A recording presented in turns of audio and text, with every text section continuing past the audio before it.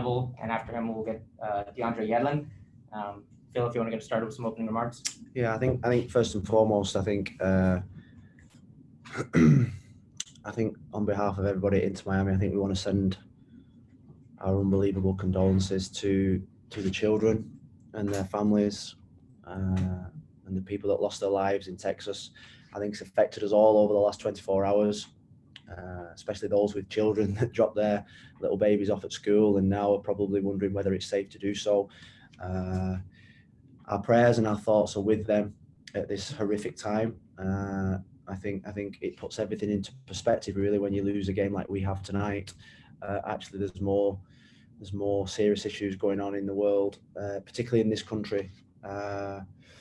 And my thoughts and prayers are going to all the children, all the families, all the people associated with disgusting, horrific events that happened in Texas. So I think that's the first thing. And I speak on behalf of all my staff and all the players on that, because we've been deeply affected by it all. I think the words of Steve Kerr, was probably words that resonate with everybody. It's got to stop. It's got to stop. In terms of the game, we created the best chances. It was typical derby game. I thought it was a hell of a game of football, played between two teams that just wanted to win it. I think these US Open Cup games, I think they are the future. I think it's winner takes all, loser goes home. And I think what you saw not just 11 players, you saw even the subs. You think if the 11 players plus the 5 subs, 15, that's 30 players. Give absolutely everything and more to try and win a game of football, and it ended up coming to penalties. We felt we had the better chances. I thought we could have played a little bit better. I thought that they obviously had a lot of the ball and maybe a bit of the control, but I always felt in control. And the chances that fell to us, I expected us to be more ruthless. But I've got to say that even though it's a defeat on penalties, it doesn't feel like we've lost the game because of the way that we've conducted ourselves. We've behaved under difficult circumstances with some of the refereeing. They definitely should have had a player sent off. Start of the period of extra time. Something that I've never witnessed probably in football before, where people don't know the rules and they have to make a call to check rules. But that's we just got to get better at that. But I'm super proud of my players. They're hurting in the dressing room. Some are really upset that missed the penalties, but we're proud. And now we've got to move on to Portland very quickly. If you have any questions on the call, please raise your hand. We'll get started with Michelle Kaufman, and then we'll go to Franco Panizo. Hey, Phil. Can you just talk about your thinking with the lineups? You've had to really juggle with so many games, with 3 games in a week, deciding who to play when and how many minutes. And, these guys ended up, even the guys who were on the bench at the start ended up playing well into the extra time. How do you think that'll affect you going forward for Portland, and how were those decisions made for tonight? Well, I had to rotate tonight. Yedlin and Campagna have been struggling for a couple of days, and the plan was not to put them on the field at all. I had freshness with Victor and Gonzalo, who both did brilliant at the weekend. Mabika has been back in training now 5-6 days, so I felt as if that was a good time to put him back in. And Bryce was a little bit gassed at the weekend, so I had to freshen it up. Emerson, I think, has earned the right to start. We wanted to trust him. We believe in this kid. I thought he showed moments of absolute brilliance at times. He's still learning, he's still developing, he's still learning the position and the culture, but he's got a big future at this football club. I didn't want the game to go to extra time. I wanted to gamble, and then when Gregory had got booked, I knew that the referee was so excited. He was almost thinking like, let's send him off. So I had to get him off the field because I didn't want to go down to 10 men. Motta then cramped up. So we were down to 10 men really for a lot of the game. Then Mabika cramped up because it was his first game. So we're just going to have to juggle it. We've got players back at in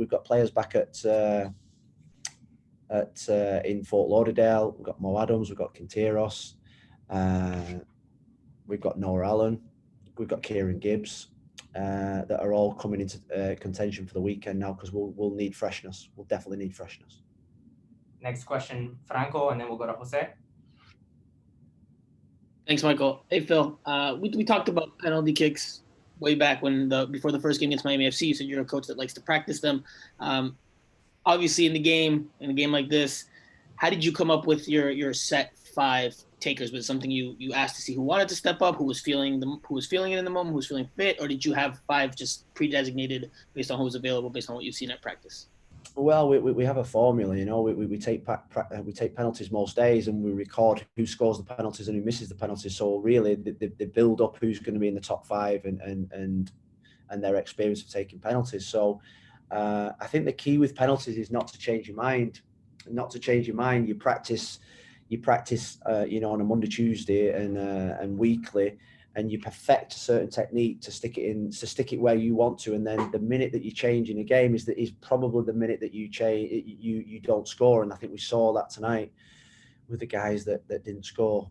It's a brilliant learning for Bryce in particular. He's absolutely devastated in the dressing room, devastated. And I think it's brilliant learning for him in terms of he's got great quality, and just stick to the plan, stick to what you've been practicing. And they took some good penalties. They had experience. I've got to say, their experienced players were on the pitch to take penalties. You look at you know, Pereira was on, Janssen was on. You know, it felt like we had a lot of inexperience. You know, you think about our top penalty takers were Gregory, Gonzalo, Motta, Robert Taylor, all not on the pitch. So in terms of inexperience, we were probably behind the 8 ball a little bit. Next question, Jose. Thanks, Michael. Phil, I have a couple of questions for you. The first one, I wanted to get your thoughts on Emerson and his performance. It seemed like he had opportunities in the first half to, you know, just take advantage of his pace. I don't know if it was the idea for him to hold on to the ball, or maybe it's confidence that needs to grow within him to just take advantage of those 1v1 opportunities. And the second question is a quick one. I saw a very significant hug with Gonzalo Higuain as he was coming off the field. What motivated you to go and hug him, as he was coming off? Thank you. Hugged him because his attitude's been incredible. His attitude, and he's frustrated, he's angry, he wants to play, but his attitude's been all about the team. So I hugged him because he got through more minutes than what we thought he would.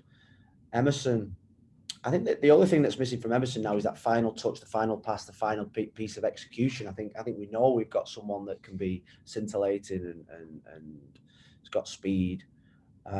He's young. We know it's going to take time, but we believe in him a lot. And tonight was a great game for him. We transitioned really well. Actually, when he came off, we probably didn't have as much penetration, but I felt as if he was just fatiguing a little bit. It was his first game in a while. He's got a really, really bright future at this football club if he keeps learning, keeps practicing hard, keeps being disciplined, and keeps concentrating. Like with any young player at the moment, his performances are up and down. You think about Tormenta, New England really good, Tormenta not so good. So we just need now just to keep hammering him on the consistency. The last 2 questions. First, Andrea, and then back to Franco. Good night, Phil. I wanted to ask you, what were your conclusions after playing your first U.S. Open Cup? I know you talked about the Cup being your favorite type of competition. What are your conclusions, and what do you take from this experience of playing this competition in the U.S.?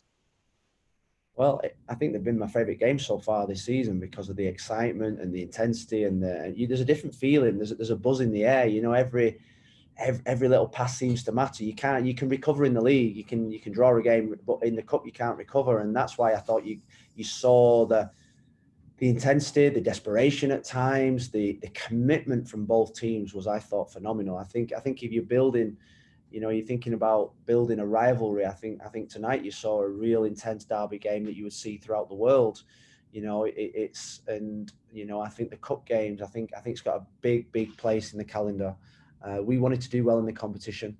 It's another year now until we get that opportunity, but it wasn't for the lack of trying.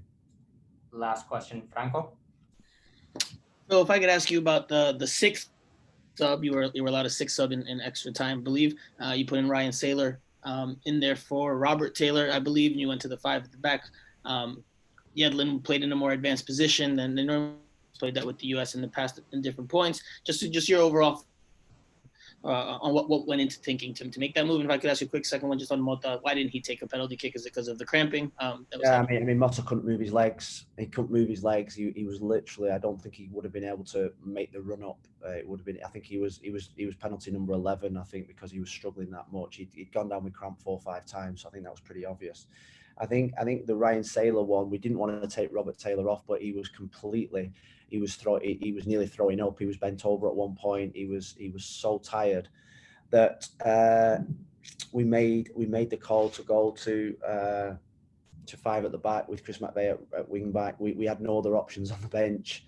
It was needs must, and in the US Open Cup, what I would say is that we don't get the same number of subs that we do get for MLS games. I would have loved to have had Mo Adams available and Robbie Robinson available.